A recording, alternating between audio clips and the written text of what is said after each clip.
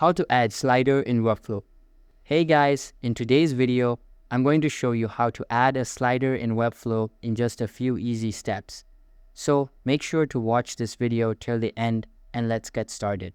First, head over to the official Webflow website and sign into your account. You can use the sign in with Google option for quick access. Once you're logged in, choose the correct workspace if you manage multiple projects. Then open the project where you want to add the slider. Now, inside your Webflow dashboard, click on your website to open the editor. In the left sidebar, click on the plus icon to open the Add Elements panel.